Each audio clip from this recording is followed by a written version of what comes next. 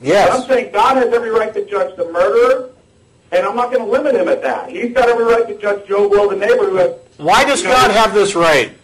Because he's God. I mean, if he's going to judge the rapist and the murderer, how are you going to tell him that he can't judge me or you? Why not? How does that make him any different from a mafia boss? What do you mean? Well, you have, I mean, if I'm the mafia boss and I come and say, you're going to pay this much vig or I'm going to break your legs, guess what? You pay that vig and I get to judge you because I'm the boss. If you had kids, would you ever build a torture chamber in your basement and torture them endlessly if they didn't love you? Do you think...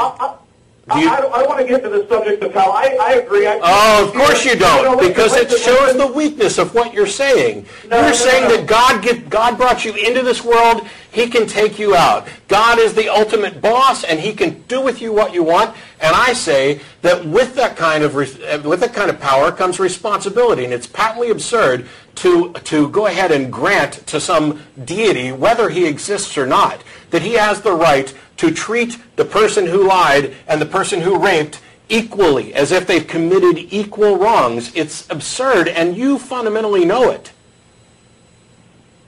I'm saying, I agree with you for the sake of argument. I'm not going to get into the subject of hell because that's a completely different subject. I'm not trying to dodge it. But what I'm saying is we can't limit God's judgment to only rapists and murderers. I didn't ever say that. I didn't ever say that. You're applying it. You're saying, how could a rapist or a murderer have a deathbed conversion? Well, like me or you. I gave a specific example that showed the high contrast. Now, let me give a slightly different... I think you're limiting the judgment power of God. He can judge all of us. And I say he can't judge any of us, whether he exists or not. Okay. There you go.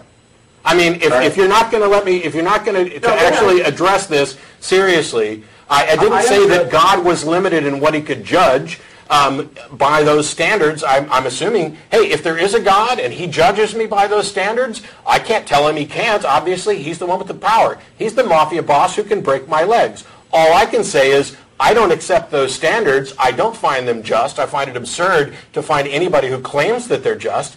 I'm not saying who he can and can't judge because I don't have that power over him, except for the fact that he's a fictional being as far as I'm concerned.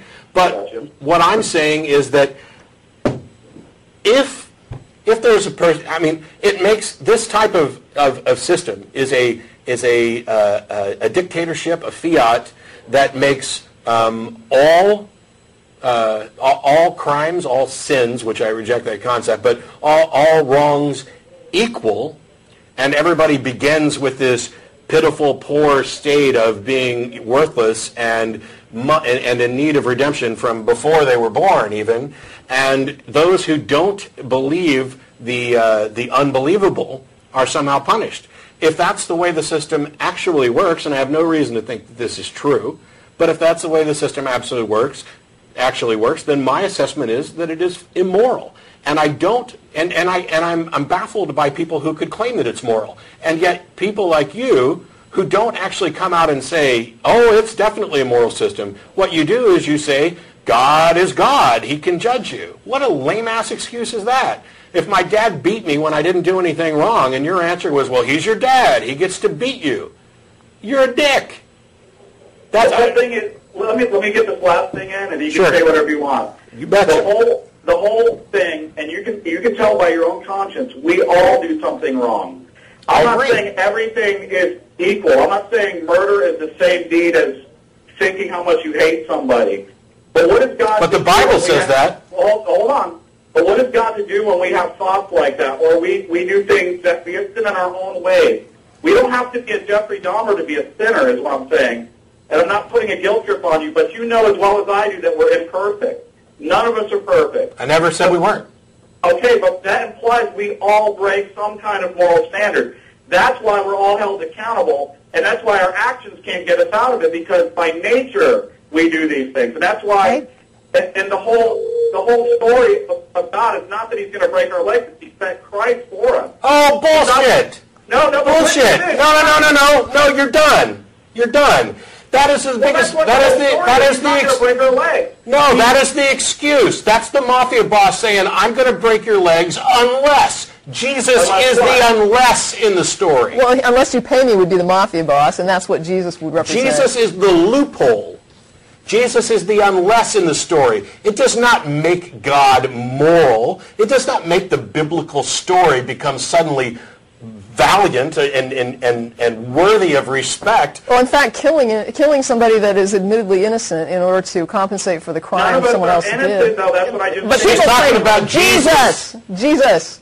Oh, I'm To sorry. slaughter an innocent person and say, well, that's just recompense for the crap you did, that's not moral either. Plus, it's absurd, this idea of blood sacrifice. It is. How in the world does bleeding make somebody that did something wrong all of a sudden not You've got this system that I say is immoral, and you think that the correction to this is for God to sacrifice himself to himself as a loophole for rules that he created that were unjust, and that this makes the rules just? That's crazy. I think at the end of the day, we all still sin. We all know we're all imperfect. But your mafia scenario is, I don't think it's accurate. You're saying the mafia boss is saying, I'll break your legs or out. Yeah. I'm saying the mafia boss has every right to break your legs, but he doesn't. Okay. Fine, you're done. I hung up. He does. The mafia boss does not have every right Unless to break you my can. legs. I'm sorry that your religion has so polluted your brain that you're unable to actually see what is immoral about what you're thinking. But that statement from you sums up everything that I tried to say 10 minutes ago. The mafia boss does not have every right to break his legs. And the moral and just thing to do is to stand up and say, no, you don't. And if somebody is asserting that they're working for a mafia boss and this mafia boss doesn't even necessarily exist and they want you to pay, which is exactly what's happening here because we have no reason to think that this God exists. I don't care if he does, this particular God that you're talking about. It doesn't matter. It's immoral. It's nonsense. It's immoral and it's nonsense. He doesn't have the right to break my legs. He doesn't have the right to judge me. And if he does so, if he happens to exist and do this, by standards that I happen to think are immoral, then he's a dick. I may not be able to do anything to stop him, but the ant can't do anything to stop me from squishing it. But it doesn't make me any less of a dick. How dare you come on here and apologize for it and shuffle actual comments that you and I both know. You know what's right and wrong. And shuffle it off as, oh, you have a conscience and you've sinned. Okay, well, that's irrelevant. We haven't even talked about that yet, about how I reject this notion of sin, or that, as Tracy pointed out earlier, that thinking something is somehow wrong.